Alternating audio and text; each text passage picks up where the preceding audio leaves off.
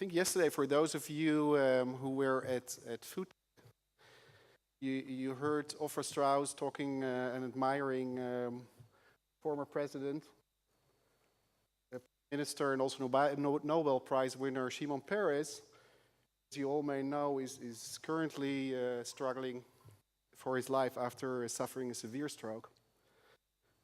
So besides sending our best of health wishes to him and his family, his son is also an important part of our ecosystem. What you may not know is that for almost 70 years he has spoken about agri-tech, about innovation, about entrepreneurship, and about the correlation between all of those. As he once said, in Israel, a land lacking in natural resources, we learn to appreciate our greatest national advantage, our minds. Through creativity and innovation, we transferred barren desert, flourishing fields, and pioneered new frontiers in science and technology. Once more, we wish him all the best, and we'll continue to fulfill his vision in this respect. I would like to take, with your permission, before introducing the panel, just a few slides. Is this the one? No. By the way, as we get here, here you can ask your questions. How do I get to the presentation? Sorry. We all have these Agtech, science, technology investors that can't cope with a presentation. This one. Yes. So just allow me a few words about GreenSoil. We actually are a group of funds. We have one fund investing in building innovations run out of Toronto, focused on the North American market. Here in Israel, we started 5 years ago. We set up a fund that so far has invested in 6 very exciting companies. Most of them are also here. I think last time we met, we had about $25, $27 million under management. We are now almost at 40 and continuing our road. Most of those companies, I'm very proud, they're already selling. Several have raised external funding. And I think one of our achievements is that we've been able to also bring many foreign investors in those companies, foreign investors that do not only bring cash, but more importantly, also bring a lot of value and help us to help the companies with their global business development. If there's one thing I'm really proud about, it is our team. People that 5 years ago, when we had this vision and idea, gave up fantastic jobs to join us on our route to build this ecosystem. So Irvin, my partner, where are you? He's here in the audience. Irvin here. Dr. Dikla here in Bal, and Miri, and I also want to mention Rona, who worked a lot on this beautiful event and left us to make promotion in another role. We're going to talk a little bit about the investments. These are numbers from AgFounder, and probably most of you will know them. What we can see is from 2010, it was a couple of years a little bit stable, less than half a billion in investments, and then a very steep growth up to 4.6 billion in 2015. What we've learned so far is that 2016 there is a little bit of a decrease, and it's one of the subjects we're going to talk about. Is that just a decrease before we go up again, or is there a more fundamental change? What we have seen is more and more very focused funds. So these are just a couple of examples. What you can see is that most of those funds are still based in North America and also doing most of their investments there. Again, it's another subject we're going to talk about. What are the other interesting hubs in other regions? And of course, besides these very focused funds, we see our corporate friends. So Michael's here from Syngenta. Also, some of them invest through funds, others do direct investments. And then, of course, what we've also have been seeing in the last couple of years are more general funds that also invest in AgTech and food tech. What we see on this slide is that overall, the activity is growing, more funds raising second and third funds, bigger funds, so more capital available, but probably you all agree, and again, another subject to discuss, it's still not enough. So we're going to talk about the sector, where is it heading, what are the more exciting subsectors, how will these big mergers we're just seeing right now in front of us, how will they influence the investment climate, what's happening in the different regions, and of course for all our local investors and companies, how is Israel fitting within this entire picture. So it gives a big pleasure to me to invite 5 fantastic people that all contribute not only to the general global ecosystem, but they also, all of them have been in Israel before. They're very excited about what's happening, and we'll talk about it. So please join me on stage. Arama, Kukutai from Finistere Ventures, Ofer Haviv from Evogene, Michael Lee, Syngenta Ventures, Maarten from Anterra, and Bob Grossman, lawyer, I should say the second best lawyer in the world, and he will explain why he's only the second, from Greenberg, and he also is taking a very serious look at this sector. So guys, join me. So what I've prepared for each of you is a package with different signs. So if you are speechless like Nitsa, you don't have to talk, you can just answer some of the questions by putting up the signs, and I'll try to play that game as well. And then you still have the opportunity to ask questions.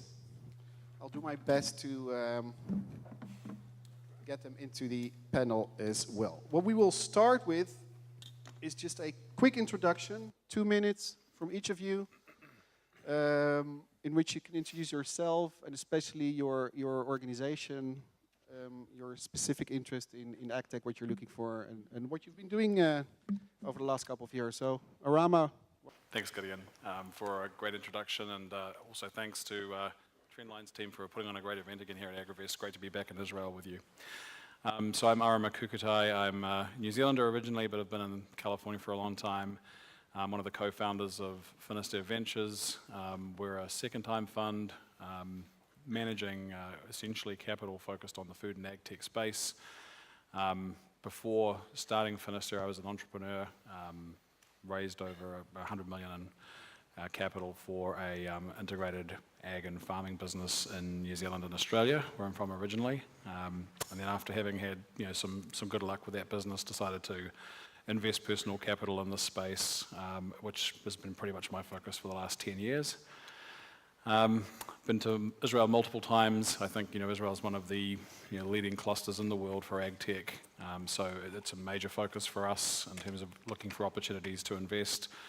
We've been fortunate to have some great partners that we've co-invested with here, like Gideon. And I would just, I think, note the point you made in your slides that it's still a relatively small segment of Don't venture. Don't answer all the questions already. Because No, venture capital, I'd say. Venture capital industry, and so partnering with good venture firms is critical for us. But also having a strong set of relationships on the ground in countries we invest in. We're based on the West Coast, so we're primarily focused in North America, but we have invested outside of the US and will continue to do so, including investing here in Israel. The areas, we've made 5 portfolio investments out of our current fund on the company side, which include 2 companies in the plant genetics, plant sciences space, 1 in the precision agriculture space here in Israel, another in the stealth company in the indoor agriculture, indoor farming space, and then 1 in the human nutrition, crossover between human nutrition and agriculture. We're actively looking for opportunities in all of these areas, and particularly we have a recent addition to our team, Kieran Furlong, who's focusing on the biologicals sector. So hopefully that gives you some sort of sense of the areas that are of interest to us. Thank you, Arama. Michael. No. Michael Lee. Background-wise, a long time ago at Fields, I did a degree in insect science. So I spent a lot of time playing with caterpillars and locusts, and then became allergic to locusts. And it was actually at a Dutch event where they served the locusts for one of the snacks, which was somewhat of a shock. Then I had a little segue after realizing that. Yeah, they were. Then I had a little segue in Unilever for 10 years and lived in California for a while, and in New York and in Holland. And then I'm now with Syngenta Ventures in Switzerland. So I'm fairly tired of packing boxes, as you might imagine. So sort of done in ag investing, in chemistry and seeds, in some recent technologies, and as well into some food companies and a few chemistry companies as well, that I mean material science companies. In terms of Syngenta Ventures, we're not a legal fund. We invest off the balance sheet of Syngenta. So we're about 7 or 8 staff, split between primarily between North Carolina and Switzerland, with one person in the UK, and our portfolio is equally split largely between North America and Europe, and we've also invested in Israel. Thank you.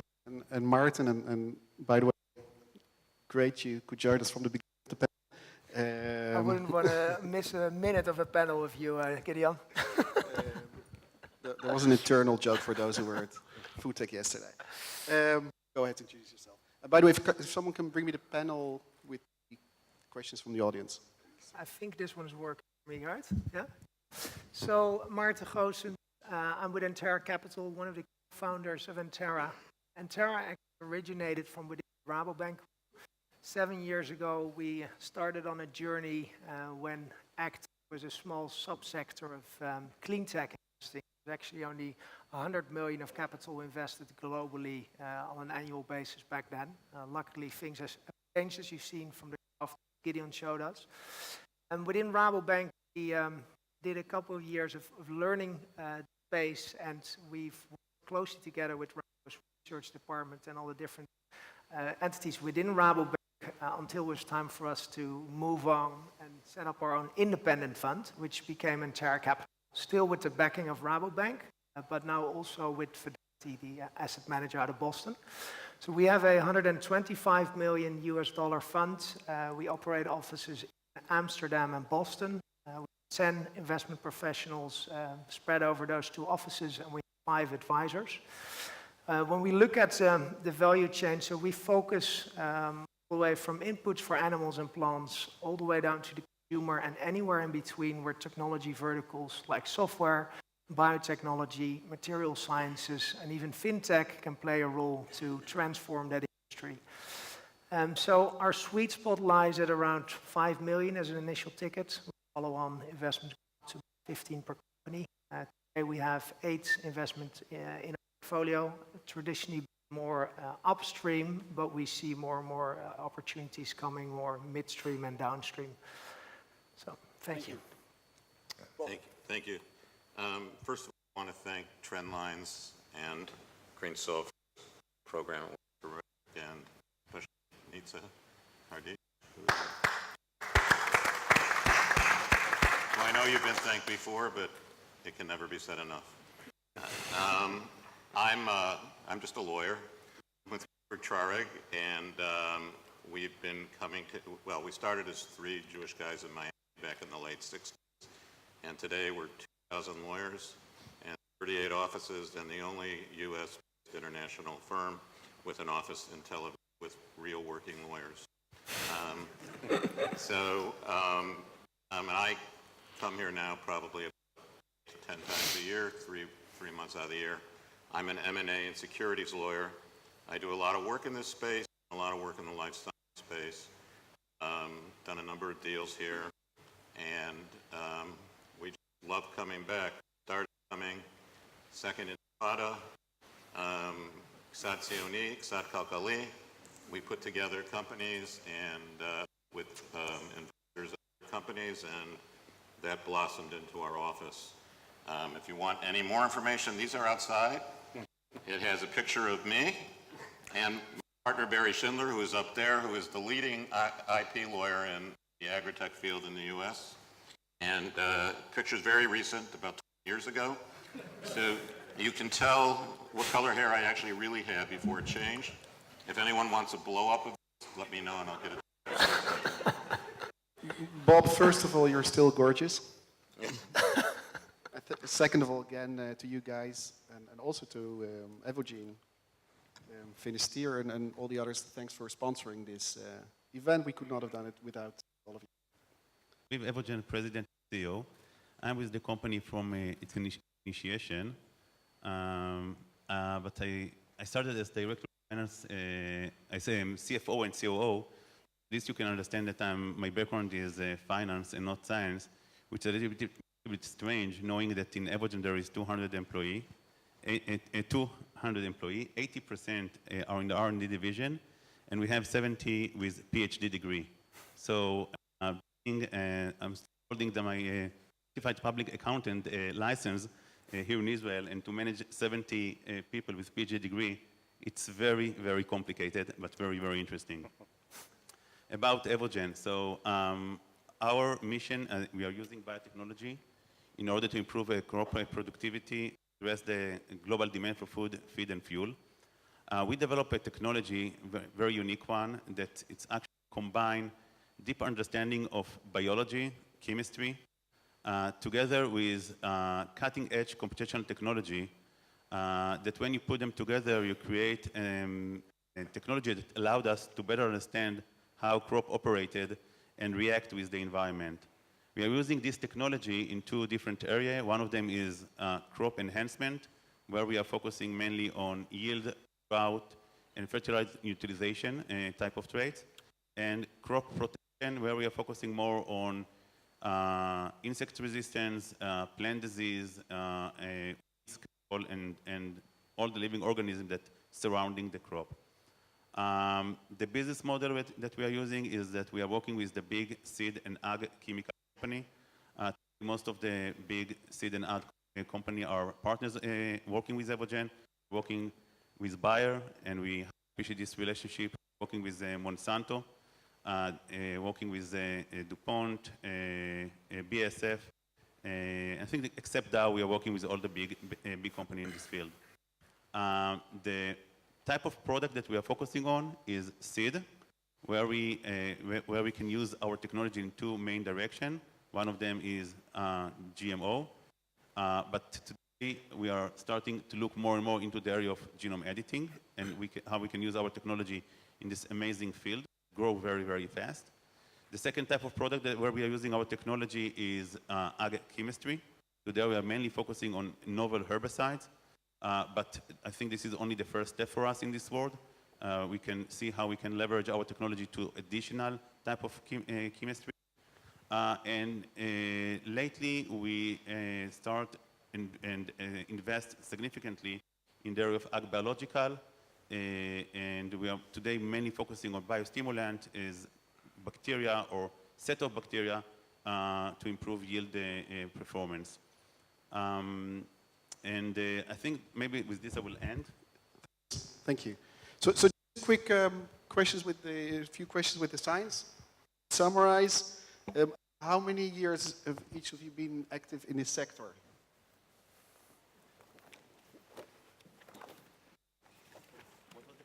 How many years have you been active in this sector?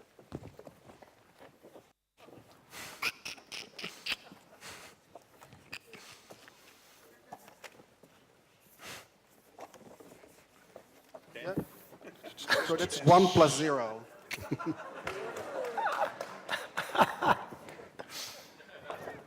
15, 41. Wow. Okay, I'm happy it's not 11. How many times, including this one, have you been to Israel? 50. Everything's 15. Wait.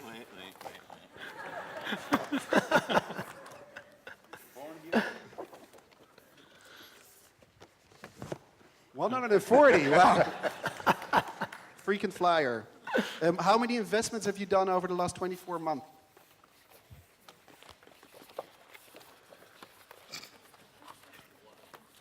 I'm not the investor.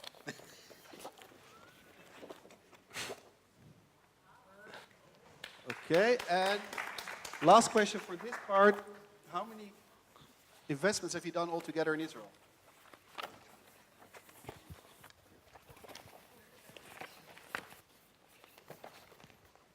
Oh. Oh. Okay. So let's go to the first subject. Thank you. Oh, there are already questions from the audience. Well, I'll take a look at that in a moment. So we saw the numbers from AgFounder going steeply up until 2015, what was it, 4.6. 16, first half, it's going a little bit down. Let's start with you, Bob. You can see it a little from a historical perspective, but also you've been active in so many different sectors. What are we seeing here? Is it rationalization? Is it just something statistically? Is it the burst of the bubble? What do you think it is? I don't think it's a burst in any bubble. If you look at the chart you showed at the beginning, it's, there were a number of years where it was really low, and then it went up pretty significantly. And yeah, while the dollar amount is lower, I believe, if you actually look at the article that you're talking about, that the number of deals was higher. So there's still a lot of deals happening, and I don't see any slowdown from what I'm seeing. In fact, we get more and more Agtech company clients, or at least inquiries about Agtech than I've ever seen before, to be honest, today. And in Israel, I look at this as, I've done a lot of work here in the life science space, worked with a lot of companies, represented a lot of companies. What I found really interesting today, and well, first of all, before I say that, I think that the Agtech space today is like the life science space was when I first started coming here, and maybe a little bit more advanced, and I think it's also a lot easier in many cases, not all cases, to get to market. But what I found very interesting today was, and what I find interesting in some of my meetings, is that a number of people who have been very active in the life science space are starting to show up in this space. Yeah. And I'm seeing them come to this conference. I've seen them I saw them at the food tech thing yesterday. And I just find it, there's a lot of synergy, but I don't see it slowing down. I think if anything, this industry is going to get, maybe it'll be a 3-month dip or a 6-month dip, but this industry is going to get hotter. Arama, you also have that combined experience, life science, ag. Do you see those same similarities? Well, look, I think, the ag funder numbers represent a broader cross-section than the areas we invest in. They include things like food and food e-commerce, for example, that I don't consider ag tech, but are clearly food tech.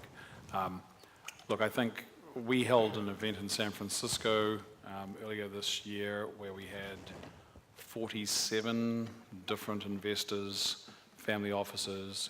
You guys were all involved in this, of course. The ag majors. But a high number of family offices, so high net worth Silicon Valley families, for example, taking an interest in the ag sector for the first time. Some of those are going to turn out to be venture tourists. Some of them will be there for the longer haul and the cycle that we think we're in at the moment. That's very, very promising. And if we think of it from a standpoint of the fundamentals of ag tech, I'm very bullish about the prospects. We'll see peaks and troughs, but if you think where we were in 2005 when we started Finistere and where we are today in terms of the scale of deals, the number of players in the space, there's no question it's exploded. And I don't see that changing anytime soon. Maarten, looking at the numbers, what do you think would be the optimal number? I mean, it's now around 4.5. Does it need to grow? Is this a good level? Would you like to see much more capital? Is there appetite? It needs to grow, but I think you have to look at the numbers.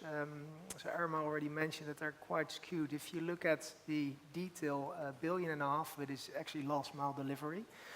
And so if you would transfer that $1.5 billion more upstream into areas like life sciences in the Agtech space, I think that's a lot of money, and I don't think there's enough technology out there already to deploy that. So putting a real hard number on it, I don't have it right now, but there is definitely more opportunity to come.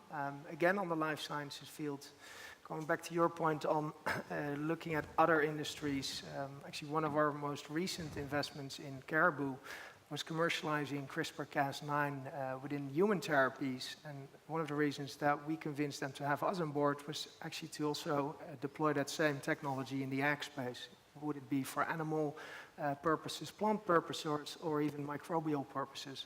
So if we see more of those transfers coming in, and potentially also more adoption of certain genome technology in specialty crops and animals, for example, I think there's a lot of technology to deploy and a lot of capital that we can ask from other investors. Okay, so just to finish off this subject, signs up, your prediction for the amount that will be invested in 2016. So we don't have the dot. Just put two numbers, so 4.0 would be 40. And we have this guy taking the picture, and then next year we will show the picture. How much will be invested in 2016? This is according to AgFunder. Oh, to you, because we only No, have. but when we're coming back and reviewing this, it'll be the AgFunders the decider, is it? Oh, 3.9, 5, no 2, 3.5, 3.4. Okay, we'll keep this picture, please. Okay. Let's talk a little bit about those big mergers, and I'll start with you because I think you're losing half of your customers. What do you think? But they're getting stronger. Well, so that's my first question. R&D Is that good for you or is that bad for you? Probably for the short term, it won't make the mid-sized company life easier because when a company is entering into this process, even though that each company will try to operate or as a standalone company until this is going to happen, until the event is going to happen, still to catch the attention of the people that make the decision, it won't be easy because just a question of priority and time. It's not even a question of how much they want to do it, it's just a question of they're available to think and to meet and to discuss a strategic decision or even important decision. So I think that for the short term, it will make our life, company like Evogene, a little bit more difficult. To my opinion, but you know, this is something that we still need to see. I think for the long term, it will be for the it will pay. From the way that we are managing Evogene is that we believe that in a range of a year, 2 years from now, the eager for innovation will increase significantly. There will be few stronger players that even if the commodity price won't return to the level of 2013, still the revenue will be improved. Part of it probably because of some expense cut, but it will allow them to enter to more significant type of relationship and more strategic relationship. And I think for a company like Evogene, if we will be ready the way we hope to be ready at this stage, it will be paid off. So Michael, you is one of the biggest corporate ventures. These mergers, merger talks, merger processes, how is it going to influence your appetite in the short term, mid-term, long term, and what do you think it will do to the appetite of the other big guys, and very big guys? I mean, can you hear? Yes. We're being told that they'll have no effect on Syngenta Ventures and that all our money won't be being used to service debt and equity. We'll see. I mean, I think it's personally going to have a huge impact on the appetite of the industry for small companies that are being backed by venture. I mean, just the thought experiment of, you know, if there's one in the room that you want to sell to, what's the price? Well, it's small. So we've not got one, we're going to have four, potentially, if all these mergers take place. Having said that, I think there's going to be a huge number of other large companies that aren't currently in agriculture, entering agriculture. So the data guys, you know, we all know that Google did an investment in FBN. We're seeing interest from Raytheon and Lockheed Martin. IBM and, you know, some of the other big data people. So I think in terms of acquisitions, I think the market is going to explode too strong, but strengthen, and the acquirers and the skill set that will be acquiring them will be very different from what it is currently. I I mean, we're going through the phase at the moment where funnels are being filled, they're overfilled with chemistry and life sciences. The incumbents want to fill chemistry and life sciences, but they don't understand the other technologies, which the mergers and acquisitions that are also taking place, I think, will actually put a lot of assets on the market. So we're going to find, when Bayer and Monsanto merge, I don't know, I'm making this up, so the seeds business of one of them is just too much for the regulators to allow. So that big stuff like that will become available, and BASF may be sitting pretty to buy it. And then also the tail end of their R&D pipeline is going to become available. Something else that may become available is talent from those large companies. Do you think that many talent people will want to leave? They will stay, or it won't be influenced by these mergers? Oh, I'm sure we'll see a mix of all of those things. There have already been, we've seen a number of companies started by people who came out of the big six. I'm sure that trend will continue. Those who want to take the entrepreneurial punt, as it were. I mean, my co-founder at Finistere, Jerry Calder, started Mycogen, one of the most successful ag biotech companies. So there's certainly precedents for doing that, and I'm sure we'll see more of it. I want to come back to a point that Michael touched on as well too, which I think is that this is a very interesting time in terms of the way consolidation plays out and how it impacts the appetite for true innovation. So once consolidation has realised the benefits on the cost side, the question remains, really how full are those pipelines for genuinely game-changing or disruptive technologies? And big corporations tend to do very well, at regulatory, at the distribution, at the go-to-market piece. But most people probably know we're partnered very closely with Bayer, with Agrium, with PepsiCo, with International Farming Corp.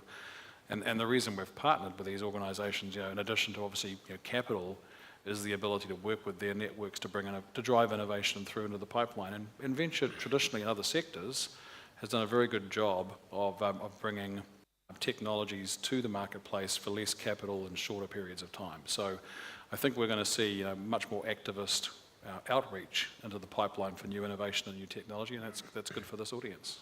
So as we are on this subject, from the audience, and I would myself never ask such a question, would you agree that for an early stage company it's really stupid to get a corporate venture on board? Maarten, maybe you want to take that one. It all depends on in which space that company plays. If you want to create value in some areas, it's better not to have the strategic on board. But if you get it on board because there is good rationale for having them for strategic direction, be sure to negotiate the right terms. Never give them an option on exit. And there's a longer list of things to make sure that you still have different routes to go. Because from the outset, if in the first round you do get that strategic and there are some stringent rules applied within your shareholder structure, it will also be tougher for you to raise round number B and round number C. So keep that all in mind. But I'm not saying with this that you shouldn't take a strategic on board, because there could well be good reasons to have one. Does it depend on stage?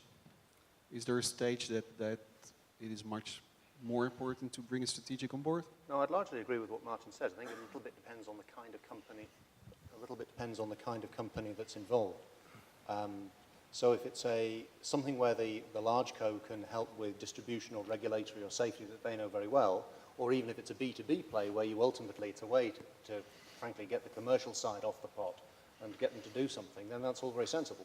If it's utterly disruptive to what that large co does, frankly won't be able to understand it, and it wouldn't know what to do with it anyway, in spite of me jumping up and down to the best of my ability with semaphore flags, saying something. I mean, they just won't do anything. So I think I agree with Maarten. It depends what happens. In terms of stage, the reality is probably that if you're a later stage investment and you've suddenly taken on, I don't know, Syngenta and Monsanto with a right of first refusal, obviously you're going to scare everyone else away because of the information gap. And also from the audience, and again, going back to you, Maarten, there's a question on China, and since you are now in a Chinese romance, What's the role of China as an added value? Should you be very careful? Advantages, disadvantages for exposure to China? For you, and especially for companies that would consider taking investment. Can I use that card now? I mean, I have no idea. So we're about to be acquired allegedly by ChemChina. ChemChina apparently, when it's bought Pirelli and some other companies, it's left them alone. We wander around in a hazy honeymoon-style glow, thinking that it's just going to magically open up the Chinese market and it's going to be wonderful. Honestly, I mean, I think that's probably what will happen, but I don't think we'll know until we get there. The rule is, though, that if you have a Chinese last name, then you don't have to learn Mandarin. So I get a free pass.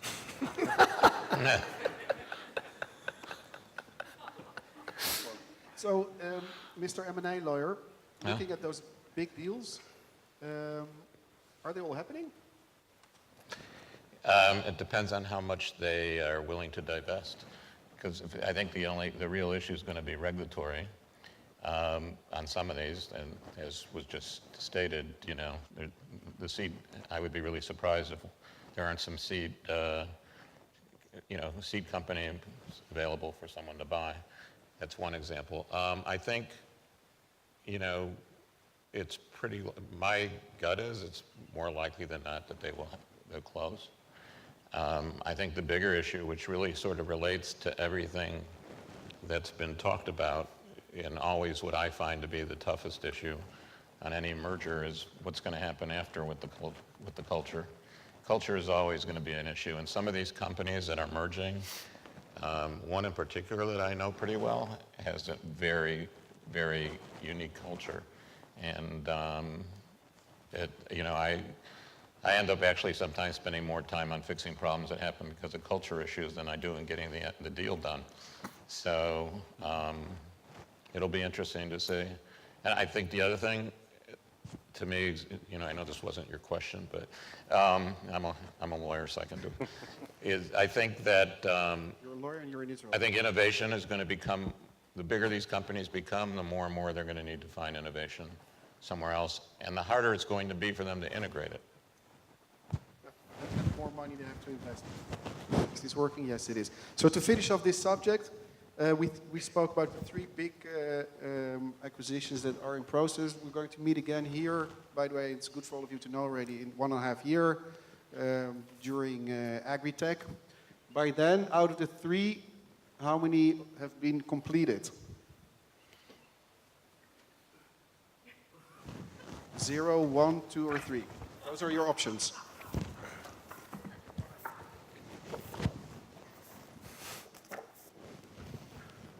Ooh.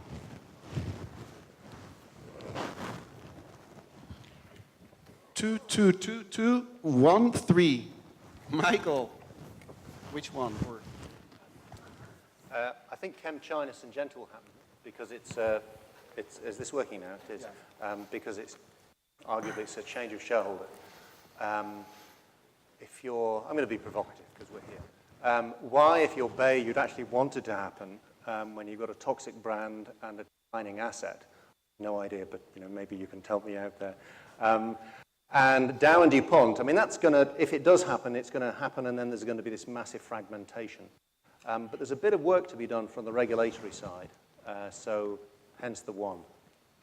Okay, that's exciting. Again, you have it on tape, right? Okay. So we'll show it in 1.5 years. Before going to the next subject, here's a question for thumbs up or thumbs down. The question says, this is really nice what you're doing on stage. Can you please go on till 5:40? And I promise you it's on here. So, yeah, okay. They want to go on a bit longer than planned because they like your performance. Okay? No. Okay, so let's... It's okay. Just continue. Ofer. We're talking Agtech, but because we're all already a little bit more educated after a day, within Agtech, where do you think we will see the most interesting opportunities? What are the areas that in your opinion, are most excited, where ventures could happen? what is more excited versus what might be more interesting for venture capital? I think it's not the same question. More excited from my perspective is the area of genomics, chemistry, but might be a little bit more relevant for venture capital. It could be area of precision agriculture, and maybe the type of places where you can get to a product in a reasonable time period, such as ag biological. I think an area that we need to put more focus on and to look more into is genome editing. I think this is a technology that can bring revolution to the breeding process. I think that people in this stage don't realize the effect that it can bring to the industry. But if even from what we believe might happen, it's going to be a revolution in the way that we develop crops in the future. Arama, you agree? Yes and no. That's polite for no. No, yes and it's no. I think, certainly I can only speak for Finistere, but we're very actively involved in investing in the genomics and genetics space. I think that long time frames are certainly not atypical, but in a 10-year venture fund, we think when you consider that the greatest amount of profit made from a technology standpoint has been in seed traits, why you wouldn't play in that space would befuddle me if you're a venture capital investor. So we're absolutely committed to investing in that area. Is it difficult? Yes, incredibly so. But easier things are normally not worth very much money. So I think the genetics piece is a big piece for us. I think the other areas, yes, although I would say digital agriculture, while it has huge promise, is largely unproven from a monetization standpoint. I think if you take out Climate Corp as an outlier, there isn't a track record of large exits in the space yet, and we haven't talked about exits, but if you think of it from a standpoint of what makes venture tick, it is the ability to produce venture returns. And so when we think about where we see returns, biologicals, absolutely, genetics, definitely, and digital agriculture, maybe. Yeah, we will talk about the exits in a moment. Just Maarten, on the subsectors. Has it changed a lot? I get the feeling 2-3 years ago, everyone was talking about digital ag and precision ag and all these software apps. Are we a little bit back to the basics? Bio? No, I don't think so. And I think if we look at what we're currently reviewing in Anterra is that there are other technology areas coming into the Agtech space.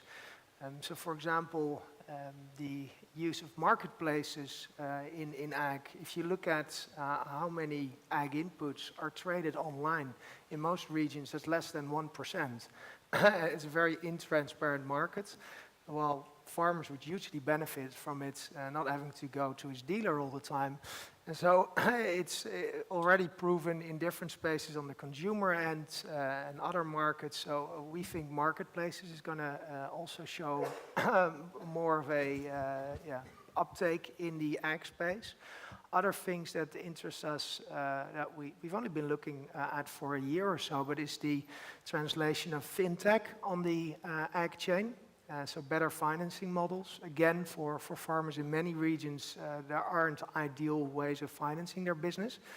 So thinking through how things we've seen in blockchain, for example, and other technology areas could play a role in optimizing how the chain is operating. Yeah, it gives you some pointers of things we're looking at. And one other area which I feel is still being overlooked, but has huge potential and is taking up, is the animal production space, where we look at 4 areas of technology, genetics, nutrition, health, and again, precision.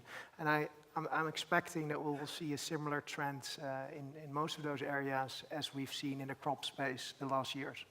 Right. So Michael, you're traveling around the world and your team is active worldwide. When you look at those different sectors, do you see a very different trend in the different regions? Are different regions strong in specific areas, or do you see the same global trend everywhere? That's a good question. So I think the trends are, or the pockets of expertise are different in different countries. So Israel is amazing at high tech. Maybe less good at, and I'm exaggerating here, less good at life sciences and chemistry relative to its abilities in IT. So, and maybe Holland you'll know better, but I would think that's really fantastic at vegetables and breeding and some of the more traditional areas. When you fly over Holland, half of the country seems to be covered in greenhouses. Specialty crops is its particular expertise. America, row crops. So that has an impact on the kinds of technologies that are developed. I guess we sort of, at least in my head, I think as a ventures group, play two roles. One which is continuing to fill the funnel of interesting biologicals and chemistry for our single LP and for your LPs and for the industry as a whole to refresh what it's got. But I think we're also still waiting for that moment where it's not about the existing funnel that the incumbent industry is trying to fill about chemistry, life sciences. It's actually about a different dimension whatsoever, so a completely different dimension. So where's the Amazon, where's the Uber, where's the Airbnb, where it's not about selling a book or selling a chemical in our case, it's about something else. And that could be e-commerce, it could be farm management systems, yes, it could be digital agronomy, which is unproven, but digital agriculture broadly, as opposed to digital agronomy, which is the climate corporation piece. I think there's still the possibility, and we, as a VC, or CVC, we go slightly wide-eyed about that possibility. That's the holy grail of turning the entire industry upside down and winding up my corporate colleagues that it could happen. So just my tablet got disconnected, so if you have an urgent question, just we'll do it in the old-fashioned way. You can raise your hand and we'll give you an opportunity. Arama, of course, you're also around the world. You have your headquarters in San Diego. You're very active in Israel. We're extremely happy to have you as an active partner here. You're doing a lot of work in Australia, New Zealand. You have a partner in Canada. So where do you see the different strength in different areas, regions? Well, I think, look, Israel's without question one of, I guess we internally term these, centers of excellence for technology, but also I think an important point we haven't touched on in that issue of where great companies come from is great entrepreneurs. Israel's got, I think, in my opinion, a disproportionately high number of aggressive, go get them, go get it done entrepreneurs, which is a huge factor in taking not just technology, but building great companies. And when you think about the venture capital asset class, just as a proxy for looking at all forms of tech investment, it's about a $55 billion asset class. This is in the US, by the way. So when we think about venture capital from a scale standpoint, California has more VC dollars deployed than all of the other states put together. And why is that? A huge factor, I think, is the ecosystem and the entrepreneurs. So really the model we're deploying is looking at technologies that have been largely publicly funded. So there's about $20 billion a year of public money goes into the ag and food tech sectors globally. And it's concentrated in a number of areas of excellence. Israel's one, Australasia is another. Obviously, strong pockets within Europe and of course in North America, including Canada, which spends disproportionately large amounts of money on R&D, but is not particularly good so far at doing the monetization piece, in terms of the entrepreneurship culture. So so to cut it short, I think the net is that we see, California and particularly, within the US as being a critical cluster for mobilizing capital. And so from our standpoint, the technology can come from anywhere, but we also try to bring technologies and those networks back to the US where we can syndicate deals, where we can find, talented support from attorneys, from IP lawyers. The whole ecosystem there just works and just clicks. Right. So you spoke about North America, and of course we all know that still 90+% probably of the money is going there. You spoke about pockets of excellence in Israel, Australia, Canada.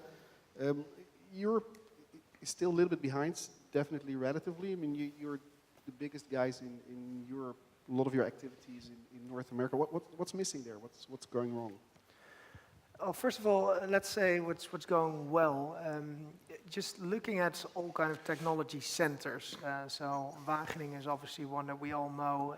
On the animal genetics side, we have Roslin, and there's a long list of places where science is being developed but not so much being applied yet. And that's where, for me, the real fundamental issue lies, is that in many universities, science itself is brilliant and professors reward students if they focus on science, but they don't reward them for actually taking that science into the market. And so that's going to be a culture shift. It's something we've, for example, been discussing with Wageningen University.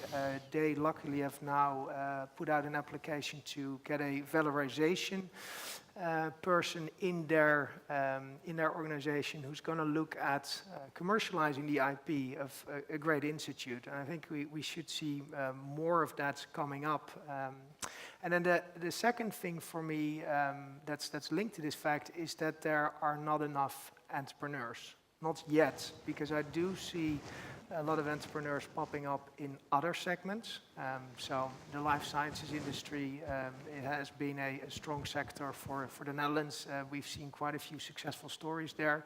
So again, translating those teams more into our space will get the right talent.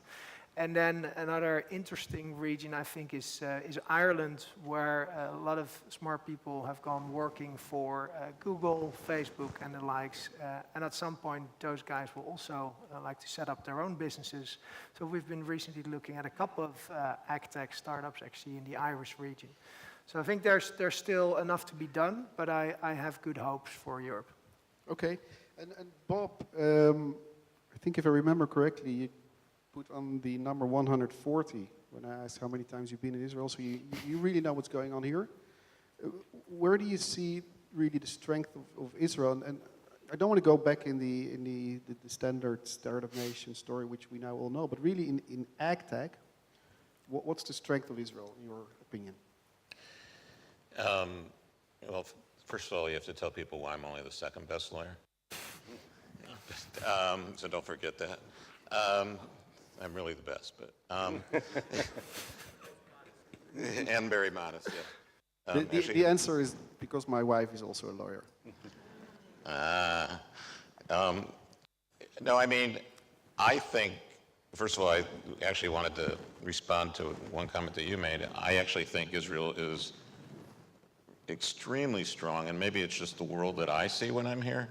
Not just, I don't think they're better necessarily in IT than they are in science and chemistry and ag tech and life sciences. I see so much innovation here. And I'm not going to get into the startup nation, but I think maybe in those areas, there's not as much experience on the management side as there has been in IT from the beginning. But I mean, this country was doing things in ag tech before it was formed almost, and some of the biggest companies were here. And now what you're seeing is all these really brilliant people going into, seeing the needs of the world and with this entrepreneurial spirit and going in and starting companies that are, almost every one of them has an amazing technology.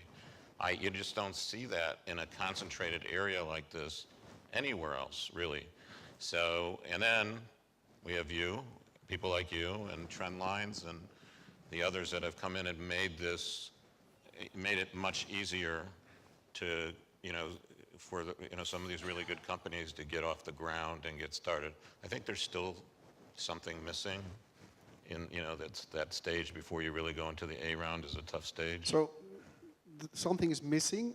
Arama, you've done your first deal in Israel. You're now active in Israel for a year. I know you're looking to do many more deals. Just that you all know, networking will be fun for you. Thanks, Gideon. So where do you see the challenges? What is and Israelis like candid answers. So where are these fantastic entrepreneurs? What do they still need to learn? Where are they weaker maybe than others you meet?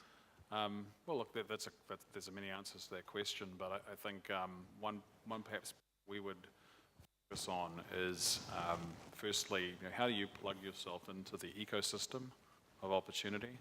So one of the reasons we partnered with with firms like Bayer and Pepsi and Agrium and others in the group is being able to figure out the pathway to market. So it's one thing to have great technology, but agriculture is a difficult sector to penetrate from an adoption standpoint. One of the reasons why it takes, why venture returns can be challenging is that we're working on a biological cycle. So if you miss a crop season, you don't get another one till next year.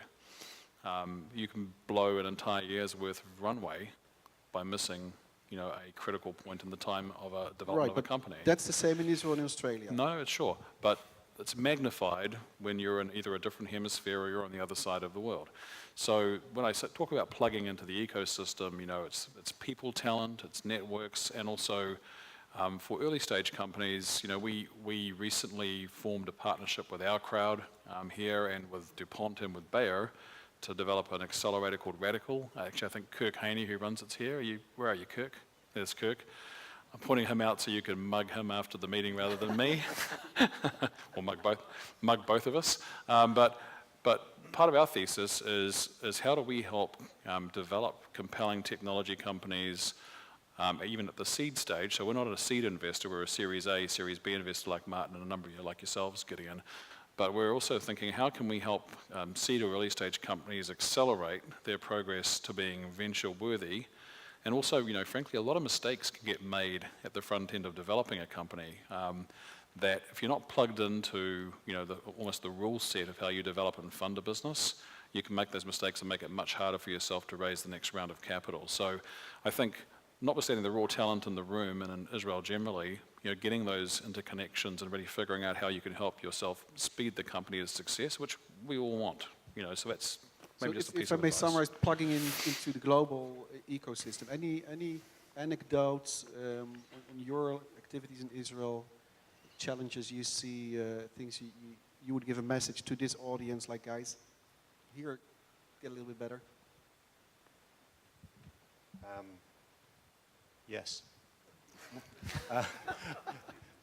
Obviously, Israel has got some amazing technology and people and entrepreneurs. But I want to come back to your entrepreneur question and why the ecosystem is so amazing in California. Maybe do that first. So, I think that the... Don't want to answer the question. Yeah, I don't want to answer the question. Okay, so, I've done one investment in Israel, and the investment that I've got always says that Israel's a great lab, because in terms of land mass, it's quite small. So the question maybe you always are starting off with, and I know you'll know it better, is how are we going to make this international? Because we know we won't have the scale to just keep it in this area. So I think if you're in an American company, you almost have the opposite problem where you just stick around in America forever. So you've got to think that the key to success isn't just inventing a better mousetrap, this better technology. It will not sell itself, I promise you. You have to be able to work out how we're going to do a go-to-market strategy, what our BD approach is, and how many sales and marketing dollars we're going to need in order to get it from where we are now to break even or whatever else, the growth that we need. The point on entrepreneurship, I think there's entrepreneurs all over the world, but you need two bits of things actually to make it work. One is liquidity of money, and the other is liquidity of people. And California, it's not an American phenomenon, it's actually a Californian phenomenon that's sucking up all these VC dollars. And I think it's liquidity of people, in other words, it's a hire and fire state, that allows the very fast-growing companies like Google and Twitter and whatever else they are to grow as quickly as they need to. They stand outside the door, if you're Google, of the dying companies like Yahoo and say, come and join me for 10, 20% more, whatever the number is, and you can grow as quickly as you need to. That is the opposite case in Europe, where the regulatory structure is in place, frankly, to defend the incumbent businesses. So my thesis, I'm taking too long on this, but my thesis is that it's nothing at all to do with the characters. Yes. It's to do with actually the regulatory framework peculiar to California. Thank you. So those were some challenges and opportunities on Israel to finish off this subject. And again, camera ready. In the next 12 months, how many ag or food tech deals are you planning or thinking you're going to do in Israel?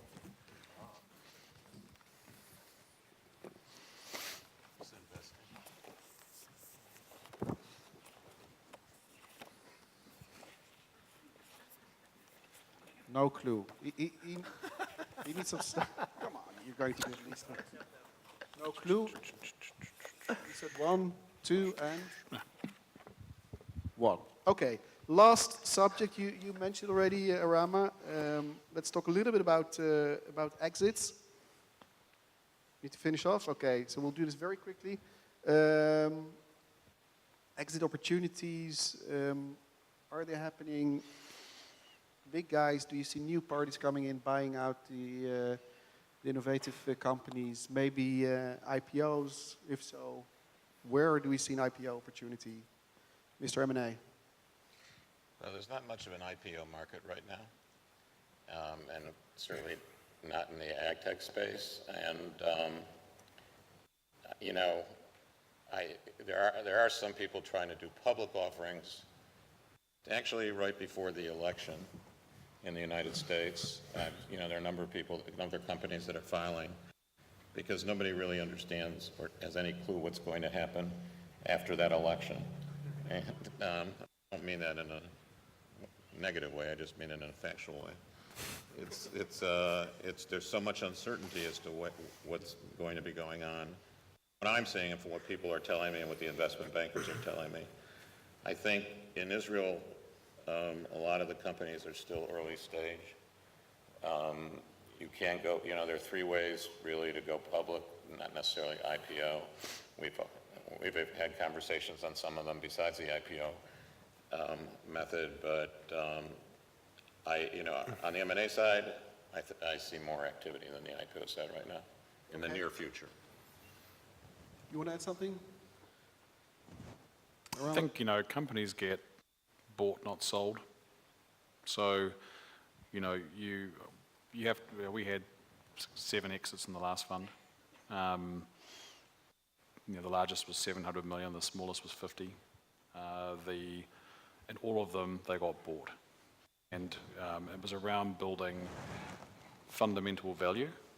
And so I think, irrespective, I'm sort of agnostic in a way about the exit path. I'm focused on the return, not the method.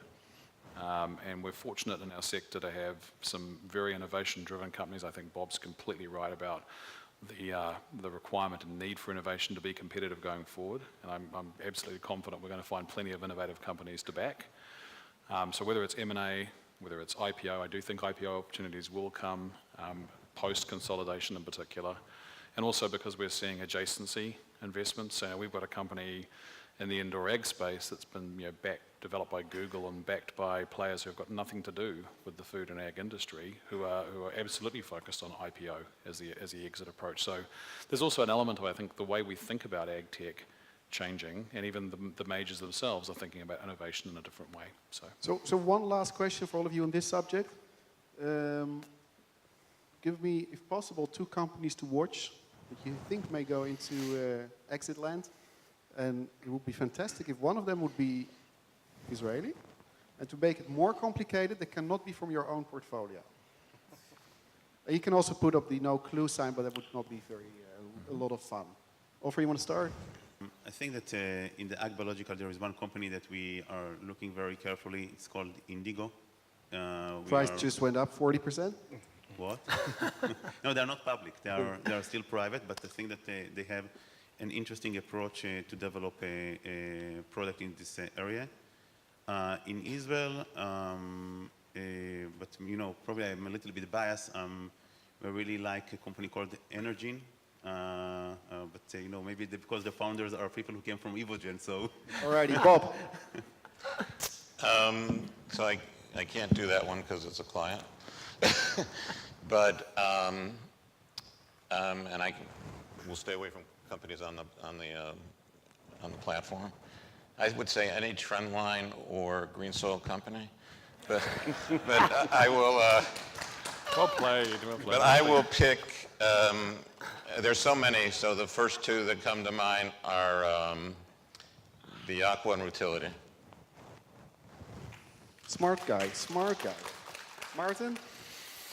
So let me think, what's left then? CropX and what's the other one called? I think actually Utility is the other one that's going to happen for you guys. Is Ronan still here? Michael, You want an Israeli company? you can give two. One of them Israeli, not for your own portfolio. Okay, so I'll go for Nargene for the Israeli, and I'll go for FBN for the non-Israeli.